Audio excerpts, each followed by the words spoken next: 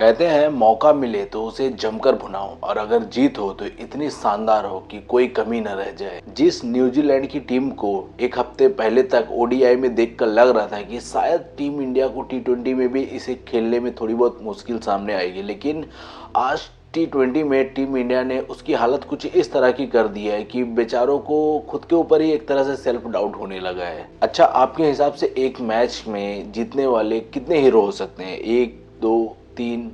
लेकिन इस मैच में एक, दो, तीन नहीं बल्कि छह छह हीरो थे, सिर्फ और सिर्फ एक को छोड़कर। चलिए उन पर बाद में आएंगे, लेकिन सबसे पहले बात करते हैं कुछ ऐसे कमबैक की जो एक के बाद एक लगातार हो रहे हैं। फिर चाहे दूसरे टी20 में ईशान किशन का हो या फिर सूर्या का हो, और उसके बाद तीसरे टी20 में रवि बिश्नोई का हो। मतलब जिस तरह से इन प्लेयरों ने मौका मिलते ही अपने आप को साबित किया है, कहीं ना कहीं ये दिखाता है कि इनके अंदर क्रिकेट की वो आग कितनी लगी हुई है एक तरफ। अच्छा, पूरा मैच एक तरफ, लेकिन अभिषेक शर्मा की बैटिंग एक तरफ। भाई मतलब क्या गजब का प्लेयर है। मतलब 20 बॉल में 68 रन, मतलब आप समझ सकते हैं 340 का स्ट्राइक रेट। मतलब कितना गजब का प्लेयर है कि 14 बॉल में सेकंड 50, मतलब एक तरह से युवराज सिंह के बाद में जो सबसे फास्टेस्ट 50 है वो अभिषेक शर्मा ने बना दिया। तो आखिर गुरु का चेला ये कारनामा नहीं कर पाएगा तो फिर कौन करेगा। इसके अलावा दूसरी तरफ से सूर्या ने भी जबरदस्त आज फिर से अपने दूसरे जो कि टी20 मैच में जिस तरह से इन्होंने अपना कमबैक किया था, तो उसके बाद अब तीसरे मैच में भी वो फॉर्म को कंटिन्यू करते हुए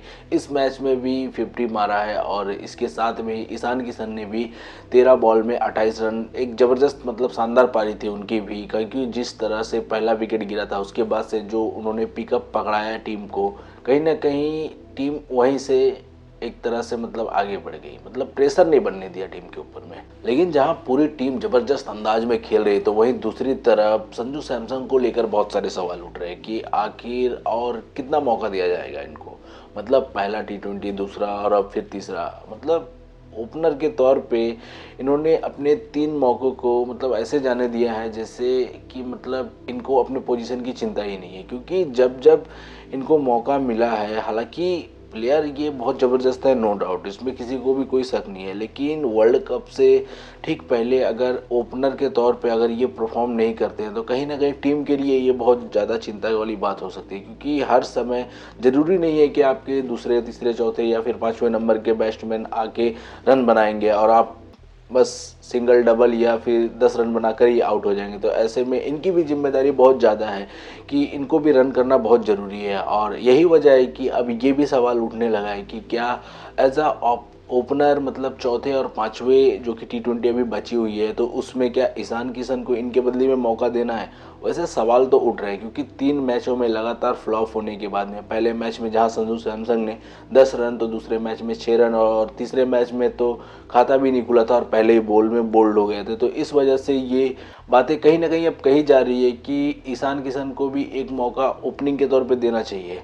वैसे ये डिसीजन टीम का होगा कि आने वाले समय में क्या करती है, लेकिन वर्ल्ड कप के लिहाज से ओपनर का रन करना बहुत ज़्यादा ज़रूरी है। अच्छा, संजू सैमसन की परफॉर्मेंस को छोड़ दे तो बाकी पूरी टीम की बैटिंग कहीं ना कहीं लाजवाब थी, लेकिन वहीं दूसरी तरफ टीम इंडिया की बॉलिंग भी सुपर्ब थी। क्योंकि यही वजह है कि न्यूजीलैंड टीम इंडिया को सिर्फ और सिर्फ 153 रन का टारगेट दे पाई। अच्छा, बॉलिंग की अगर बात करें तो जसप्रीत बुमराह ने जहां 4 ओवर में 17 रन देकर 3 विकेट लिए, तो वहीं हार्दिक पांड्या ने भी अपने 3 ओवर में 23 रन देकर 2 विकेट लिए थे। तो लेकिन इन सब के अलावा जो सबसे ज़बरदस्त बॉलिंग थी वो थी रवि बिश्नोई की, क्योंकि इन्होंने भी जिस तरह से 4 ओवर में सिर्फ और सिर्फ 18 रन देकर 2 विकेट निकाले हैं, और जिस तरह से 11 महीने के बाद में टीम में एक तरह से कमबैक किया है, और जब मौका मिला उस मौके को बहुत ही एक तरह से खूबसूरत तरीका से बुनाया है, तो इनकी भी तारीफ बहुत ज़्यादा हो रही है। लेकिन इसके अलावा जो सबसे ज़्यादा चर्चा का कारण था, क्योंकि पिछले 5 मैचों में, चाहे फिर आप वो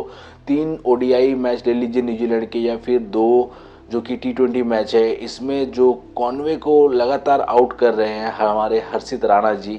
मतलब 5 बार एक ही बैट्समैन को एक ही बॉलर आउट कर रहा है, और अब तो ये मतलब आने के साथ में ही मैच शुरू होने से पहले ही ये गेस कर लिया जाता है कि इस बैट्समैन को तो भाई हर्षित राणा ही आउट करेंगे। तो ऐसा ही इन्होंने इस मैच में भी ये कारनामा करके दिखाया है। तो इसी के साथ में न्यूजीलैंड से टीम इंडिया ने ओडीआई का बदला लेते हुए टी20 सीरीज को अपने नाम कर लिया है, और अब बारी है T20 वर्ल्ड कप की। अच्छा, यहाँ आपसे एक सवाल है कि क्या T20 वर्ल्ड कप में जो ओपनर के तौर पे संजू सैमसन के अलावा ईशान किशन को ओपन कराना चाहिए टीम को? आपको क्या लगता है? हमें कमेंट में ज़रूर बताइएगा। जय हिंद दोस्तों।